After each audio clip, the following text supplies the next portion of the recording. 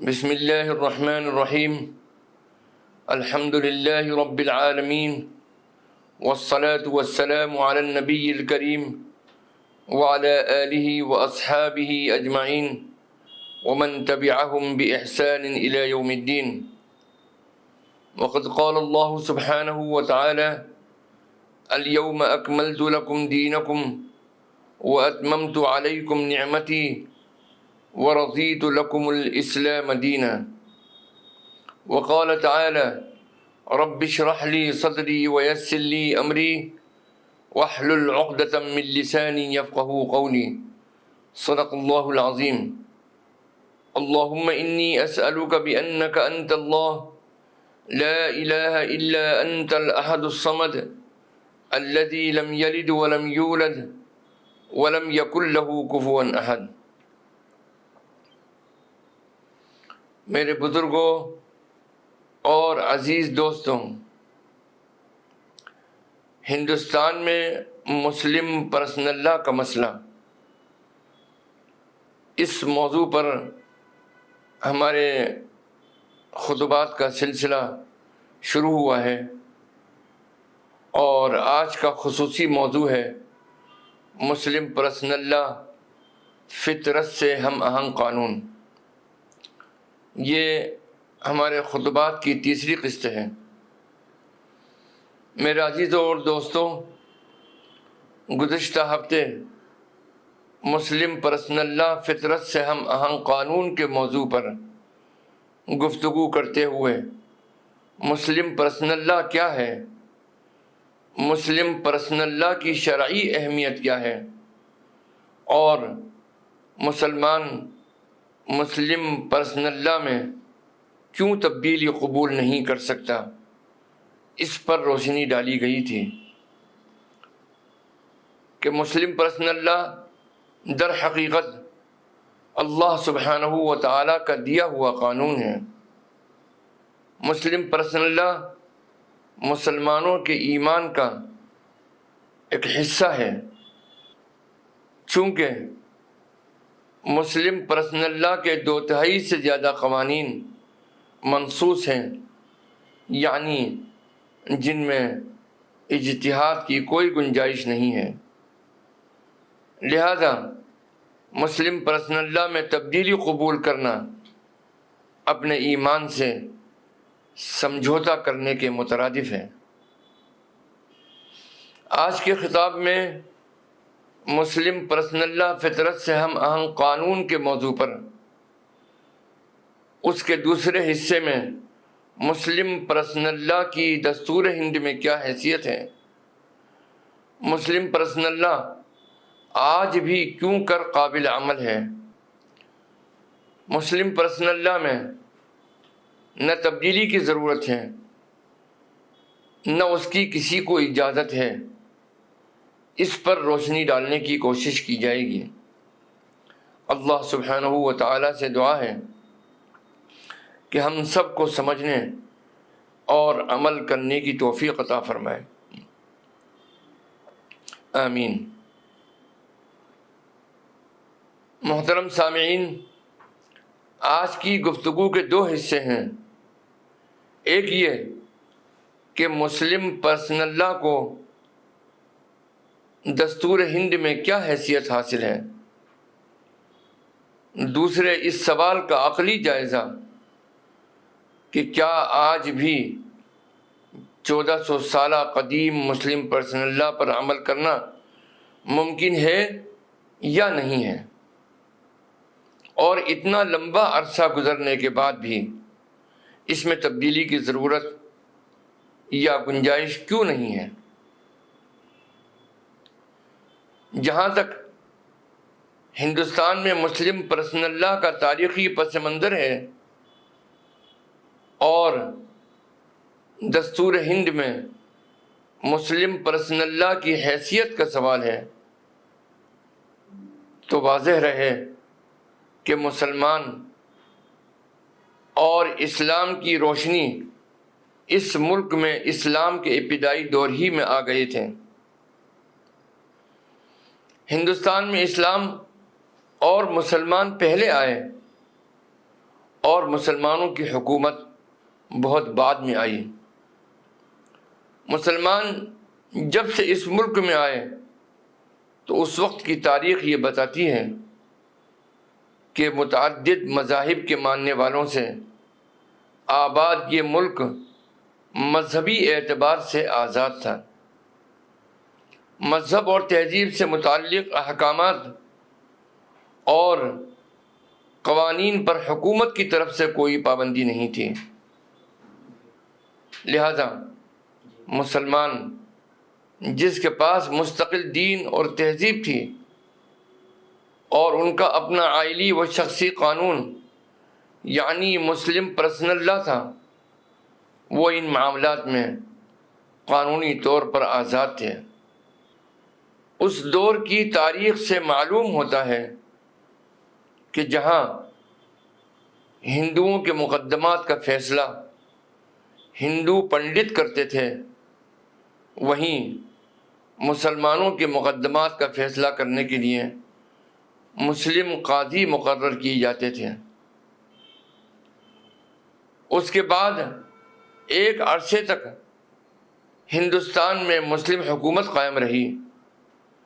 اس زمانے میں بھی مسلم آبادی کے لیے ان کی عبادتوں کا نظام اور آئلی قوانین یعنی مسلم پرسنل لا کا نفاذ تھا، اور ہندوؤں کے لیے ان کا اپنا قانون نافذ تھا۔ مسلمانوں کے دور حکومت میں ہندوؤں کے خانگی مقدمات کا فیصلہ کرنے کے لیے ہندو پنڈت کا تقرر ہوا کرتا تھا۔ مسلم عہد کے خاتمے کے بعد انگریزوں کے دور حکومت میں بھی مسلم پرسنل لا یعنی شرعی آئلی قوانین کا نفاذ بھی بحال تھا۔ 19ویں صدی کے آخر میں جب انگریزوں نے قاضیوں کی تقرری موقوف کر دی، اس وقت بھی گرچہ عملاً مسلم معاشرے میں مسلم پرسنل لا پر ہی عمل تھا، مگر عدالتی اور قانونی طور پر مسلم پرسنل لا کا نفاذ کمزور پڑ گیا تھا، کیونکہ عدالتوں میں فیصلہ کرنے والے جج مسلم پرسنل لا کے پابند نہیں تھے۔ لیکن مسلمانوں کے احتجاج اور مسلم پرسنل لا سے ان کے تعلق کی بنیاد پر 20ویں صدی کے نصف اول میں انگریزوں نے اسلام کے آئلی قوانین یعنی مسلم پرسنل لا کو دستور ہند میں جگہ دی۔ چنانچہ گورنمنٹ آف انڈیا ایکٹ 1935 کے ضمیمے میں مسلم پرسنل لا کو شامل کیا گیا، اور شریعہ اپلیکیشن ایکٹ 1937 کو اور قانون انفساخ نکاح مسلم خواتین 1939 کو پاس کیا گیا، جو اس بات کا اعتراف تھا کہ مسلم پرسنل لا یعنی خانگی آئلی قوانین سے مسلمان کسی بھی صورت میں دستبردار نہیں ہو سکتا۔ چنانچہ ایک ذمہ دار حکومت کی ذمہ داری ہے کہ وہ ان قوانین کی اہمیت کو محسوس کرے اور انہیں تحفظ اور پروٹیکشن دے۔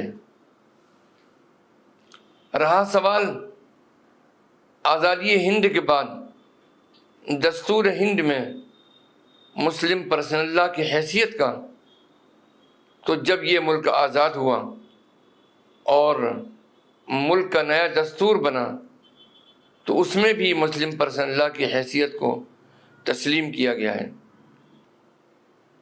موجودہ ہندوستانی دستور کی دفعہ 225 ان تمام قوانین کو نافذ قرار دیتی ہے جو دستور ہند کے نفاذ سے پہلے سے نافذ چلے آ رہے تھے۔ لہذا گورنمنٹ آف انڈیا ایکٹ 1935 اور شریعہ ایپلیکیشن ایکٹ 1937 اور قانون انفساخ نکاح مسلم خواتین 1939 اب بھی مسلمانوں پر نافذ ہیں، جب تک کہ پارلیمنٹ یا ریاستی اسمبلی اس میں تبدیلی نہ کر دے۔ اسی طرح دستور ہند کے آرٹیکل 25 سے آرٹیکل 28 جو مذہبی آزادی سے متعلق ہے، وہ اس ملک میں مسلم پرسنل لا کو تحفظ اور مسلمانوں کو خانگی اور عائلی زندگی میں شریعت اسلامی پر عمل کرنے کی آزادی دیتا ہے۔ البتہ مذہبی آزادی کا دائرہ کیا ہوگا، نیز دستور ہند کے رہنما اصول میں یکساں سول کوڈ سے متعلق رکھی گئی دفعہ 44 اور سپریم کورٹ کی ایجاد کردہ اصطلاح ERP، جس میں یہ کہا گیا ہے کہ مذہبی آزادی کے تحت صرف انہی قوانین کو تحفظ حاصل ہوگا جو مذہب کا لازمی جز ہوں۔ یہ ایسی چیزیں ہیں جو مسلم پرسنل لا پر تلوار بن کر لٹک رہی ہیں، اور انہی کا سہارا لے کر مسلم پرسنل لا میں مداخلت یا مسلم پرسنل لا کو ختم کرنے کی کوشش کی جاتی ہے۔ اس پر تفصیلی گفتگو انشاءاللہ ہم یکساں سول کوڈ کے موضوع پر کریں گے۔ محترم ناظرین، آج کی گفتگو کا دوسرا حصہ تھا اس سوال کا عقلی جائزہ کہ آج بھی 1400 سالہ قدیم مسلم پرسنل لا پر عمل کرنا ممکن ہے یا نہیں ہے، اور اتنا لمبا عرصہ گزرنے کے بعد بھی اس میں تبدیلی کی ضرورت یا گنجائش کیوں نہیں ہے۔ تو میرے عزیزوں اور دوستوں، کسی بھی معاشرے یا سماج کے لیے وہی قانون سب سے زیادہ پسندیدہ اور قابل قبول ہو سکتا ہے جو معاشرے کو اونچی اقدار سے روشناس کراتا ہو اور فرد کو ایک دائرے میں رکھ کر آزادی اور ترقی کے مواقع فراہم کرتا ہو۔ ظاہر ہے ایسا قانون وہی بنا سکتا ہے جو معاشرے اور ہر فرد کی تمام چیزوں سے واقف ہو۔ اللہ تبارک و تعالی جو پورے نظام کائنات کا مالک ہے، وہ صرف نہ ماضی اور حال کا علم رکھتا ہے بلکہ مستقبل کے ایک ایک حرف کو جانتا ہے۔ لہذا اللہ کا بنایا ہوا قانون ہی پوری انسانیت کے لیے مفید ہے۔ اسی حکمت کی طرف اشارہ کرتے ہوئے اللہ تبارک و تعالی ارشاد فرماتے ہیں، الا لہ الخلق والامر تبارک اللہ احسن الخالقین، یعنی جب پیدا کرنے والا وہی ہے تو احکام بھی اسی کے چلیں گے۔ زمانہ اور عقل کا دستور بھی یہی ہے کہ جو کسی چیز کی تخلیق کرتا ہے یا کوئی چیز بناتا ہے، وہی اس کے استعمال کے اصول اور ضوابط مرتب کرتا ہے۔ چنانچہ ایک سافٹ ویئر بنانے والا ہی بتاتا ہے کہ اس سافٹ ویئر کے استعمال کا طریقہ کیا ہے، کیسے استعمال کیا جائے۔ ایک موبائل کمپنی اپنے موبائل کے استعمال کے اصول اور ضوابط مرتب کرتی ہے، تو جب اس کائنات کا خالق اللہ سبحانہ و تعالی ہے تو اس کا بنایا ہوا قانون ہی اس کائنات کے لیے مفید اور بہتر ہے۔ اسی لیے ہم دیکھتے ہیں کہ انسان ریسرچ اور تحقیق کے بعد ایک قانون بناتا ہے، لیکن وقت گزرنے کے ساتھ معلوم ہوتا ہے کہ یہ قانون اب قابل عمل نہیں رہا، پھر اس میں ترمیم کرتا ہے۔ لیکن اللہ تبارک و تعالی جو ماضی حال اور مستقبل کے تمام کا جاننے والا ہے، اس کا بنایا ہوا قانون جس طرح 1400 سال پہلے قابل عمل تھا، اسی طرح آج بھی ہے اور اسی طرح قیامت تک قابل عمل رہے گا۔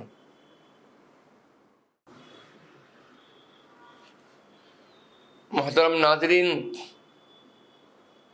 ایک سوال لوگ کرتے ہیں کہ ایک قانون جو 1400 سال پہلے آیا تھا، اتنا لمبا وقت گزر گیا، دنیا کہاں سے کہاں پہنچ گئی، اور مسلمان اب بھی اسی پرانے قانون کو چھوڑنے کے لیے تیار نہیں ہیں۔ جب حالات اتنے بدل چکے ہیں تو قانون شریعت میں بھی تبدیلی ہونی چاہیے۔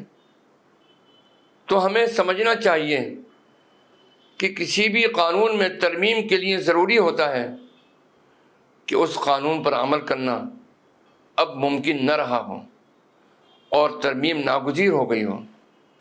دوسرے، اس قانون میں ترمیم کرنے کا حق بھی اسے حاصل ہو۔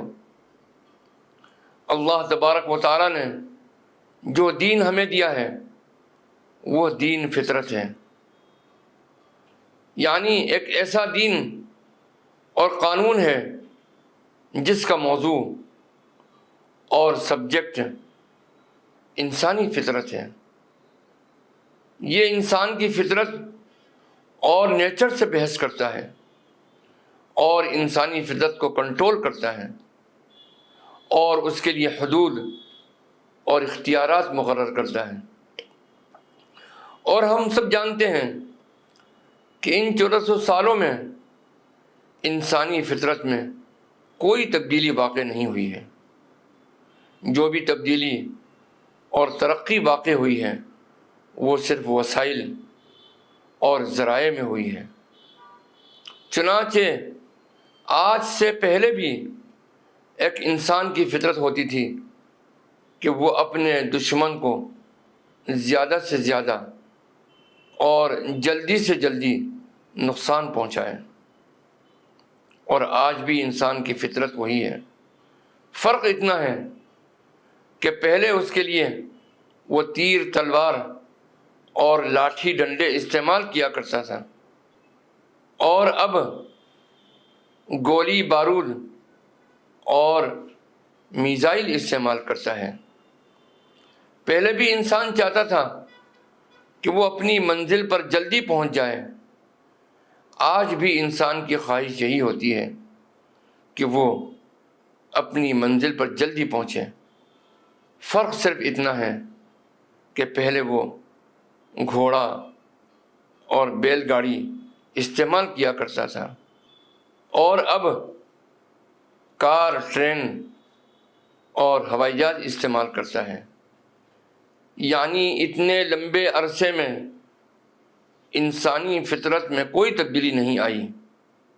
جو بھی تبدیلی اور ترقی آئی وہ وسائل اور ذرائع میں آئی، اور قانون شریعت انسانی فطرت کے مطابق ہے، وسائل و ذرائع کے مطابق نہیں ہے۔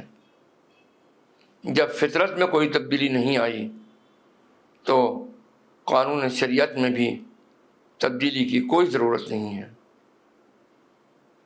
ہم غور کریں تو سب سے زیادہ ترقی نقل و حرکت کے شعبے میں ہوئی ہے، لیکن چونکہ شریعت اسلامی انسانی فطرت کے مطابق ہے، اس لیے ٹریفک کے متعدد اصول کی رہنمائی ہمیں شریعت اسلامی میں ملتی ہے۔ مثلاً اوور اسپیڈ گاڑی چلانا قانوناً جرم ہے، اس کی ممانعت قرآن کریم میں اللہ تبارک و تعالیٰ نے 1400 سال پہلے نازل فرما دی تھی کہ وَلَا تُلْقُوا بِأَيْدِيكُمْ إِلَى التَّهْلُكَةِ، یعنی اپنی جان کو ہلاکت میں مت ڈالو۔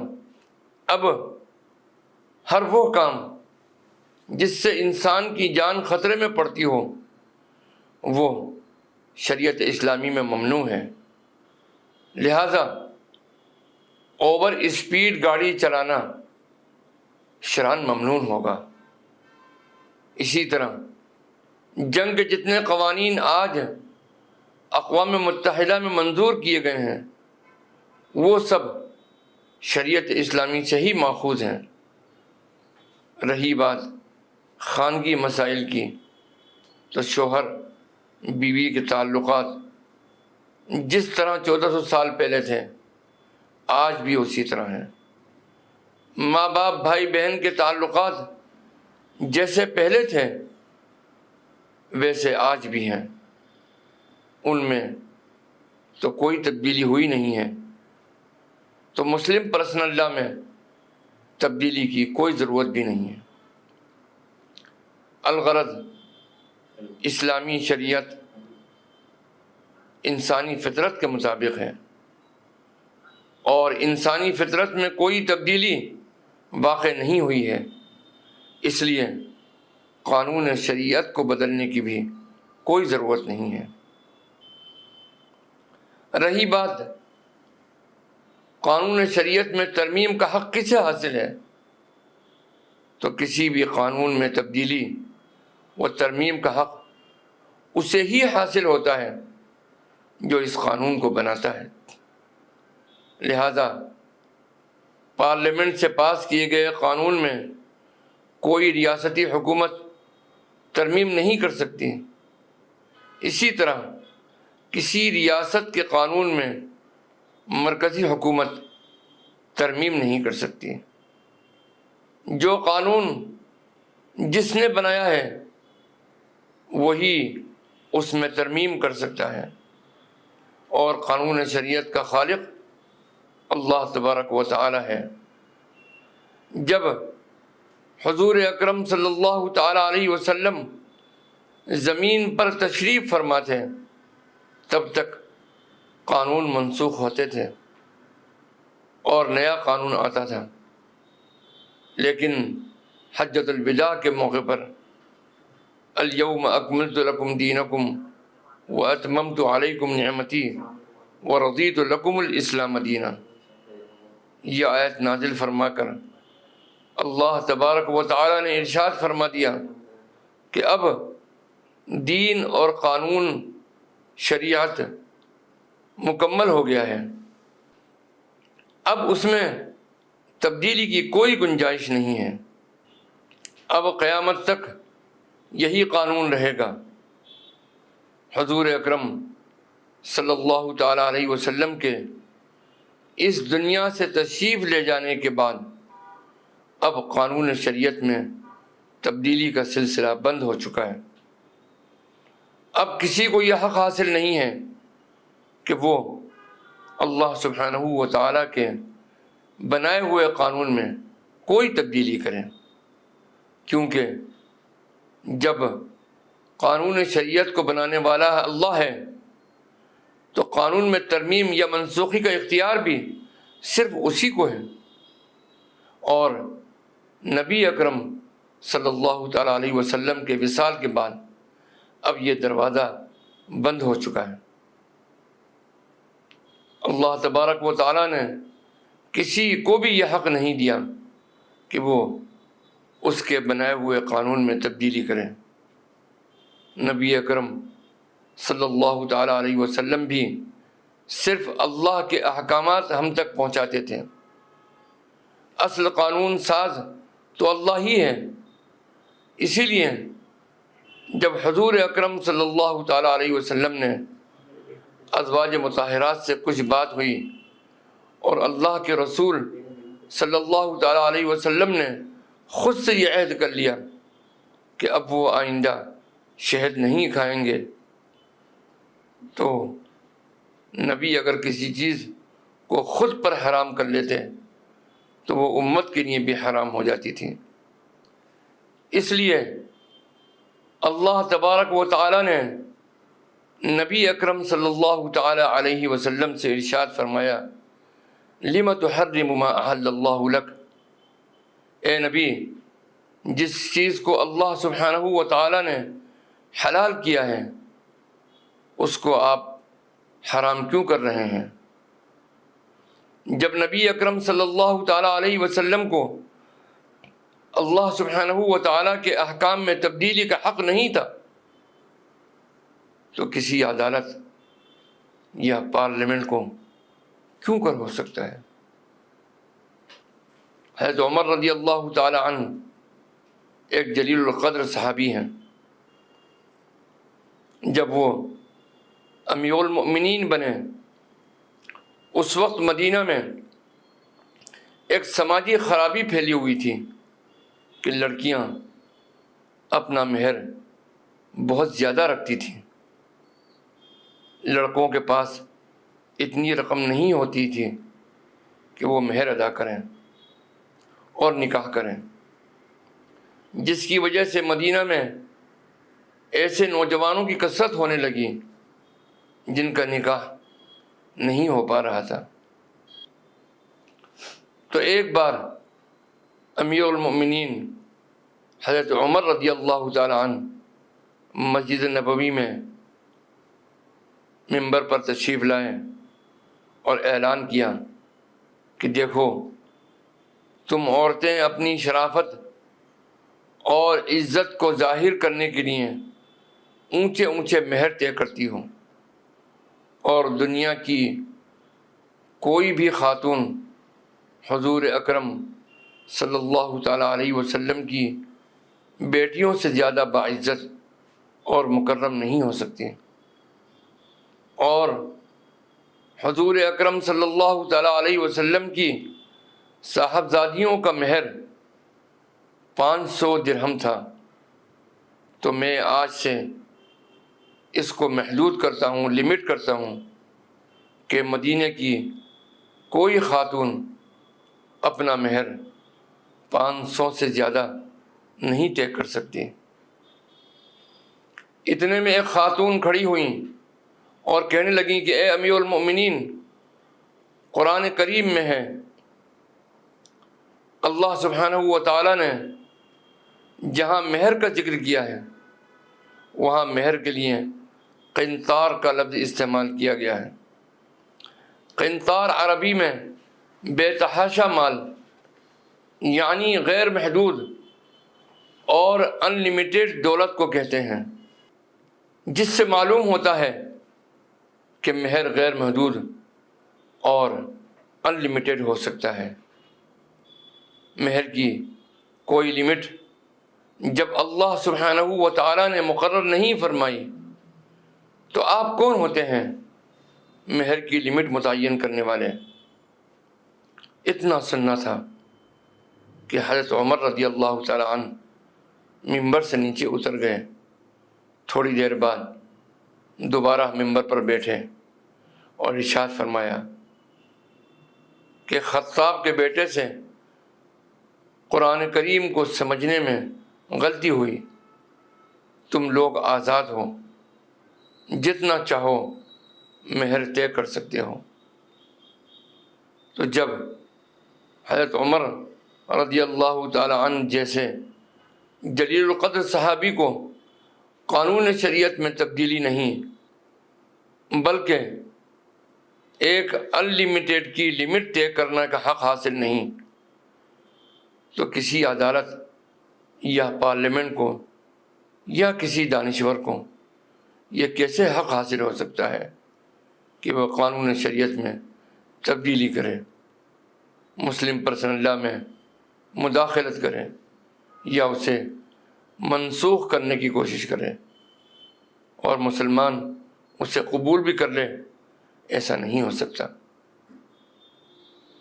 ہم مسلمانوں کا ایمان ہے کہ مسلم پرسنل لا جو ہمارا قانون شریعت ہے وہ اللہ کا بنایا ہوا قانون ہے، اس پر عمل کرنا ہمارے ایمان کا حصہ ہے، اور اللہ سبحانہ و تعالیٰ کا بنایا ہوا قانون ہی انسانیت کے لیے مفید اور بہتر ہے۔ اس قانون میں نہ تو ترمیم کی ضرورت ہے اور نہیں کسی کو ترمیم کا حق حاصل ہے۔ لہذا حکومتوں کو چاہیے کہ وہ مسلم پرسنل لا کی اہمیت کو سمجھیں اور مسلمانوں کی مذہبی آزادی کے دستوری حق کو تحفظ فراہم کریں اور مسلم پرسنل لا پر عمل کرنے کے اختیار کو یقین بنائیں۔ انشاءاللہ آئندہ ہفتے ہمارا خطاب یونیفارم سول کوڈ پر ہوگا۔ وآخر دعوانا ان الحمد للہ رب العالمین والصلاة والسلام علی النبی الکریم۔ والسلام علیکم ورحمۃ اللہ وبرکاتہ۔